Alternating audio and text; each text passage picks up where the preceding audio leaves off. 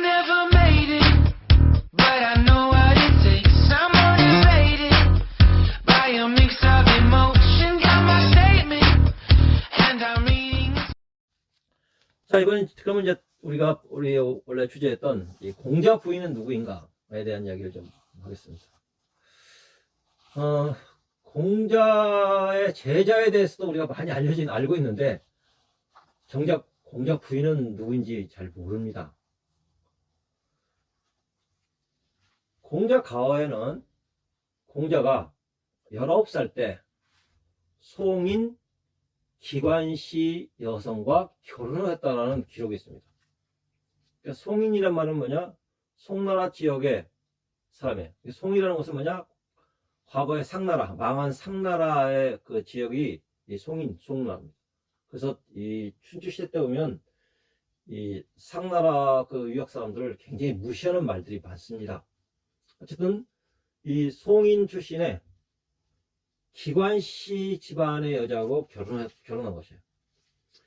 그런데 그것만 나와 있고 기관씨의 가계도나 아니면 나이가 몇 살 중에 어떤 그 생년월일조차도 어떤 것도 기록이 되어 있지 않습니다. 그래서 사실 공자가 19살 때 결혼했는데 그 부인은 몇 살인지도 알 수 없습니다. 다만 우리가 조금 이제 뭔가 하나 좀 알 수 있는 것이 있다면 기관씨라는 것은 어떤 집안이었을까? 근데 원래 기관이라는 것은 이 고대 사회에서는 여성 성년식을 관정하는 관리였습니다. 여성 성년식이라는 것은 이제 계례라고 했는데 이 계자가 비녀라는 뜻이에요. 비녀. 여성 성년식이라는 건 뭐냐? 여자가 15살이 된 연후에 결혼을 하게 되는데 결혼하기 전에 성년이 되었다는 것을 뭔가 상징하기 위해서 여성의 머리에다가 비녀를 꽂아줘요. 그런 일을 담당했던 관리가 기관씨였어요. 그러니까 아마 그런 일을 하는 집안의 딸이었던 것 같아요. 물론 남성도 이제 성년식이 있었죠. 갓관. 그래서 관례라고 하죠. 갓관의 이제 관례라는 거죠. 그죠? 결혼 당시에 공자의 직업은 무엇이었을까? 그는 당시에 위리라는 직업이었어요. 위리는 뭐냐? 그 노나라에 아주 대귀족이었던 개평자 집안의 창고직이었어요. 창고 관리원. 그런데 나중에 가면 1년 뒤에 가축 관리원으로 바뀝니다. 승전이라는 가축 관리원으로 바뀌게 돼요. 이것은 굉장한 승진이었습니다. 창고 관리에서 가축 관리를 받겠다는 것은 뭐냐? 일반 창고 관리는 농사를 담당하는 아마 관리였을 텐데 창고 관리는 가축 관리가 뭐냐?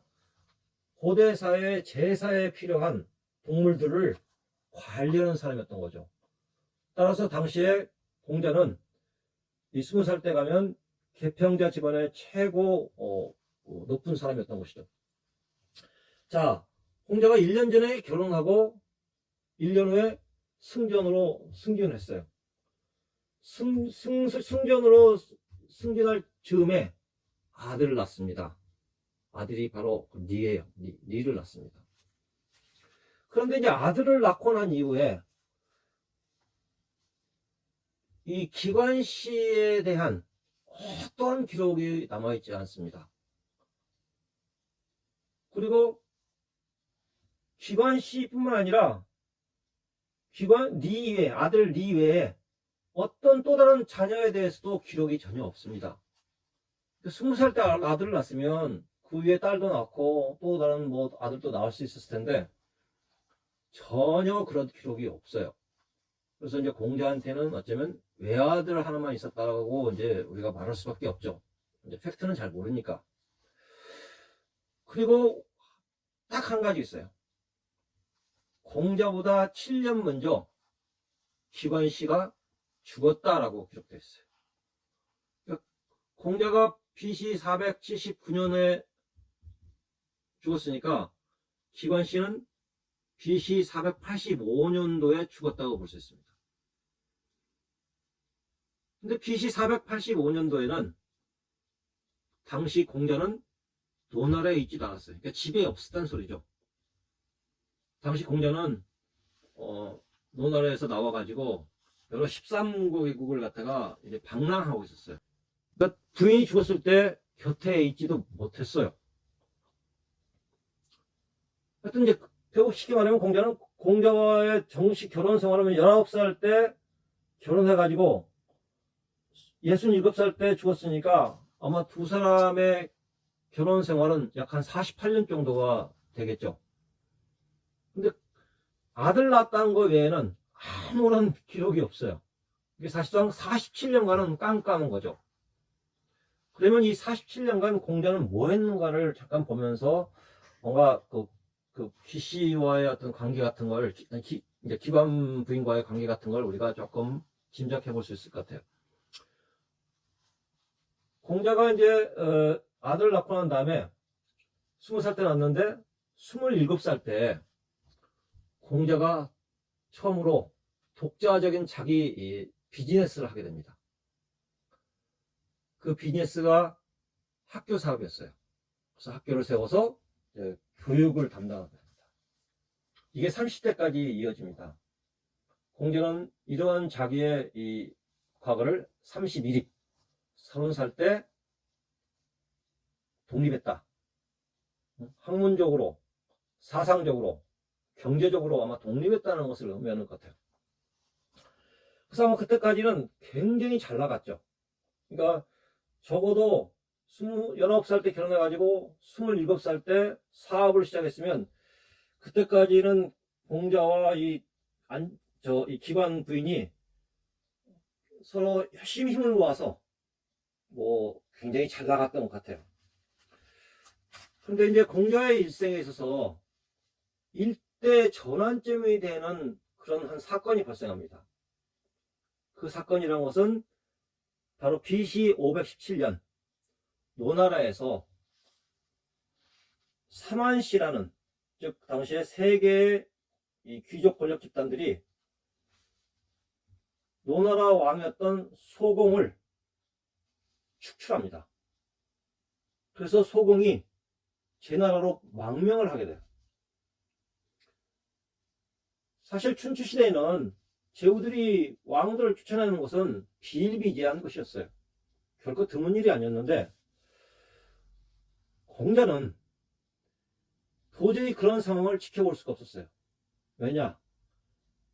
자신은 학생들에게 충을 가르치고 효를 가르치고 정의를 가르치는데 세상이 이렇게 불의와 불충이 난무하는데 내가 앉아서 학생들한테 충을 가르치고 효를 가르치고 정의를 가르치는 것이 너무나 뻔뻔한 것이죠. 명분 없는 짓이죠. 그래서 공자는 그 상황에서 학교를 문을 닫습니다. 그리고 호련히 노나라를 떠나서 소공을 쫓아서 제나라로 가게 됩니다. 졸지에 기관 부인하고 아들 16살 먹은 니만 남게 됩니다. 사실 이 사건은 공자에게서는 공자의 인생에 있어 대전환점을 이룬 사건인데 공자는 지금까지는 한 개인으로서 직업인으로서 일을 했다가 나중에 사업도 개인이었습니다. 근데 이 35살 때 제나라로 떠나서부터는 공자는 이때부터는 더 이상 개인이 아니라 노나라의 정의를 짊어지고 가는 공인이 됩니다. 그리고 사실 굉장히 유명해졌어요. 그 당시에는 그런 것에서 나무나라하고 그런가 보다 했지만 공자는 그렇게 하지 않고 과감하게 자기 하던 일 그만두고 이건 부당한 짓이다 라고 하고 떠났단 말이죠. 그래서 공자가 이제 그때부터 유명해집니다. 어쨌든 제나라에 가가지고 제나라 왕이었던 경공도 만나고 여러 가지를 하려고 시도했지만 아마 뜻대로 되지 않았던 것 같습니다. 그래서 공자는 2년 만에 결국 돌아오고 말아요. 그리고는 딱 문 걸어 다 잠그고 자기 일만 합니다. 책도 보고 집필도 하고 또 일부 학생들도 가르치고 했던 것 같아요. 공자는 이 시기를 42부록이라고 했습니다. 불혹이란 건 뭐냐? 유혹을 견뎌냈다는 뜻이에요. 어떤 유혹이냐? 돌아왔을 때 공자는 유명한 사람이 됐습니다. 야, 우리 시대에 이런 사람이 있었어? 그래서 이제 이기적 저기저기 공자를 자기 사람을 만들려고 부경화를 가지고 계속 유혹을 합니다. 공자는 이때 이 불의한 시대에 부경화를 누리는 것은 뜬구름 위에서 부경화다라고 생각하고 거부합니다. 그러다가 공자 나이 51세 때 처음으로 공직에 나서게 됩니다. 이 공직에 나서게 된 것은 소왕이 죽고 난 다음에 그 아들 소공이 죽고 난 다음에 그 아들 정공이 이제 친정을 했는데 정공이 나름대로 한번 나라를 잘 다스려 보겠다 해가지고 공자를 모십니다. 공자는 이때 기꺼이 정공의 부름에 따릅니다. 그것이 역사상의 공자가 말하는 지천명입니다. 하늘의 뜻을 알았다는 것이죠. 하늘은 나한테 이 나라의 개혁을 위해서 나서라. 나는 이것이 하늘의 뜻이다라고 생각하고 나선 것이죠. 그래서 본인은 이걸 지천명이라고 했어요. 그래서 51살 때부터 55살 될 때까지 공자는 승승장구합니다. 어느 정도 승승장구했느냐? 처음에는 노나라의 이 중도라는 도시에 이제 시장을 하다가, 그 다음에는 건설부 장관, 법무부 장관, 나중에는 법무부 장관과 재상, 총리를 겸직하게 됩니다. 사실상 국가의 제2인자의 자리까지 올라갑니다. 그런데 얼마 안 돼서 공자는 바로 물러나게 됩니다. 물러난 것이 아니라 사실은 쫓겨나게 됩니다. 그리고는 호련히 또 노나라에서 떠나가지고 그로부터 7년 동안 그로부터 13년 동안 그때부터 13년 동안 7개국을 유랑합니다. 방랑인데 힘든 시간을 겪었습니다. 그리고 그로부터 한 12년 후에 부인이 죽는 것이죠. 그리고 13년 후 만에 돌아온 것이죠. 그러니까 사실 공자는 부인과의 47년의 그 역사 속에서 15년 동안은 해외 체류했고, 그 다음에 14년 동안은 무직으로 국내에서 무직 생활을 하고, 5년 동안 공직 생활을 했고, 나머지 한 16년은 부부가 굉장히 젊었을 때 16년은 열심히 살았지만 35살 이후부터는 공자는 더 이상 한 여자의 남편이 아니고 한 개인이 아니었고, 즉 시대의 어떤 아픔, 시대의 어떤 비극을 당신이 짊어져야겠다고 생각하고 살았던 것 같아요.